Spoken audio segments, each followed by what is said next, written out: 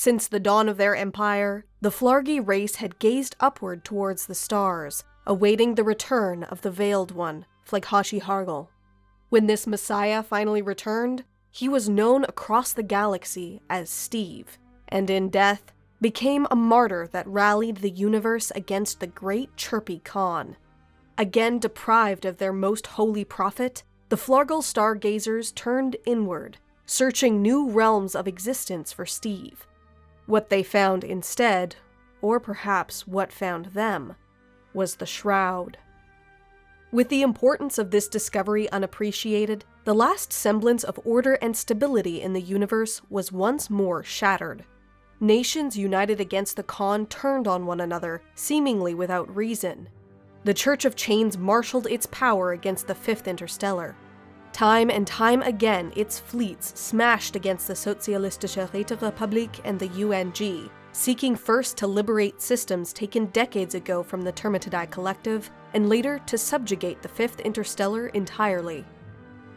The Cyber Equestrian Collective, having fully embraced cybernetics and now known as the Omnihorse Codex, moved against the extragalactic Dasanu, destroying their entire civilization in a single horrific chain reaction. With this victory, control over the L cluster was theirs, and all the hidden secrets it possessed. While the wars fought by these and other petty tyrants had the potential to upend the galaxy, it was the union of supreme synthetic republics that remained the most dangerous.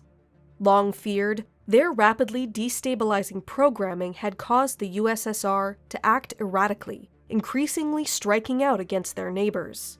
The war of extermination they unleashed against the long-suffering Valtun Kingdom was an unparalleled shock to the galaxy, even one so familiar with endless carnage.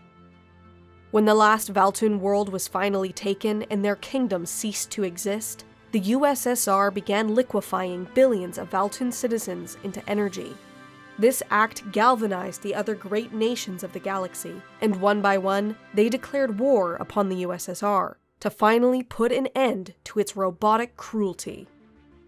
The nations of the Fifth Interstellar, the Church of Chains, the Family, the Council of Seekers, and the newly formed non-aligned treaty organization, consisting of the Cupitor Technocracy, Omnihorse Codex, and UNG, launched a great offensive into the USSR. What began as a war of liberation quickly turned into an interstellar carrion field, however, as idealistic intentions gave way to pragmatic greed. This was epitomized in the actions of the UNG, a nation that, since its founding, had abandoned every ally and surrendered at every opportunity, bold yet spineless.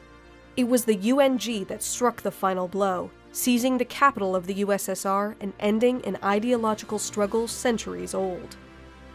Yet the victory here accomplished nothing. Nations that had long feared reprisal from the USSR now acted with impunity, and the galaxy descended further into chaos. Reflex announced its intention to annex the Family. The Family declared war on the Council of Seekers. The Council of Seekers launched an attack into the Sacrosanct Shimpali Council. Each month brought new revelations, new disasters, new triumphs, but each only served to further inflame the galaxy. Where once distant stars had served to inspire and motivate, now they were simply lonely lights in an ever faster swirling kaleidoscope of insanity. Even the old powers, forces that had once shaped the fate of existence, could not endure this growing madness. In both the territories of the Laganshus and the Sinrath, fallen empires that had, until now, remained dormant, fleets began mobilizing, and plans made to impose on the universe a new form of rule. But even the power of the old ones paled in comparison to the reckless determination of the younger races. As the Sinrath prepared to unleash a new crusade against those they considered unworthy, the non-aligned treaty organization struck first. In a preemptive strike, the armadas of the Cupitor Technocracy, Omnihorse Codex, and UNG assaulted the Sinrath before they had fully prepared, ending their nascent recovery before it had even begun. Across the galaxy, fallen empires that had once stood as impenetrable bastions of hidden knowledge were now looked upon with envious eyes. Eager for whatever advantage they might possess, the younger races fell upon the old, until the oldest fires of the universe were finally extinguished. With the age of the Old Ones finally ended, the time of great omens began.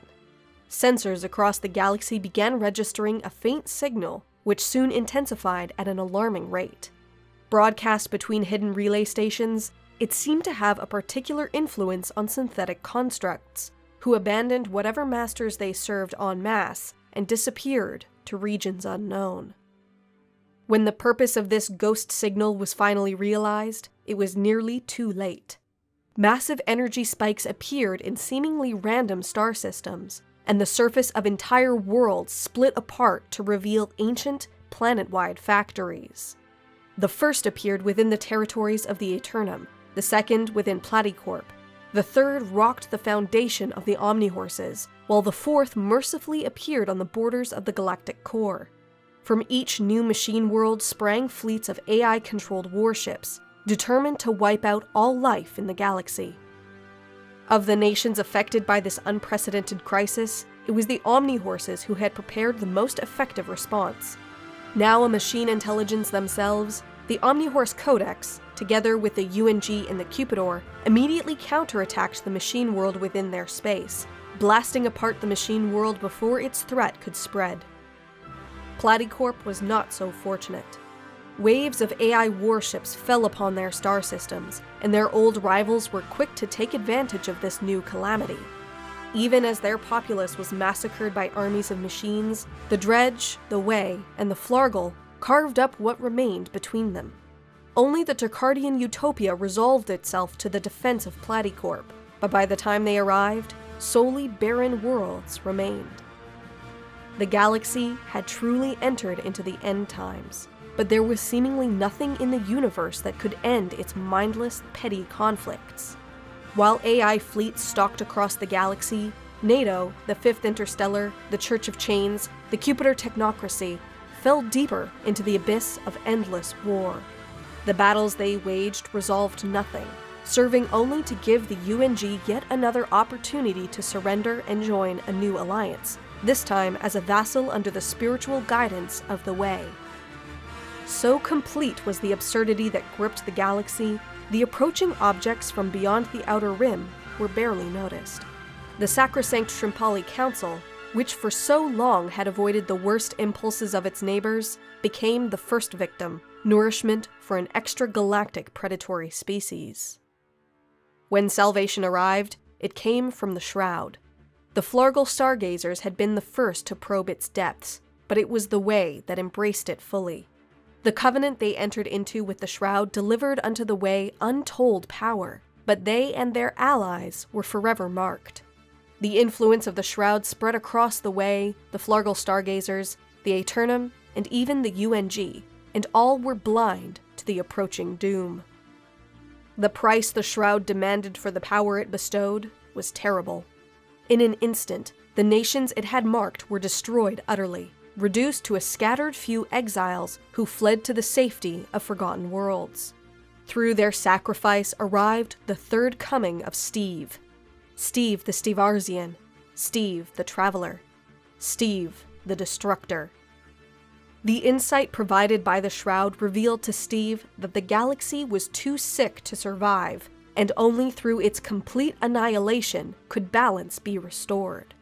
Avatars of Steve appeared in orbit of doomed worlds, delivering swift judgment, while Steve himself presided over all, bringing to the galaxy a new utopian age that could never be undone. Until he was killed by the family and Reflex Inc.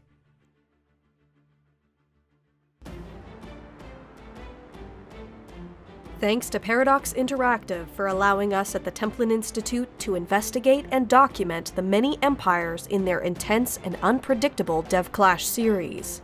This is the last of our videos covering the events of the DevClash, but if you'd like to enter the universe of Stellaris yourself, you picked the right moment. In celebration of the game's 3rd anniversary, it is free to play this weekend. You'll find more details in the description.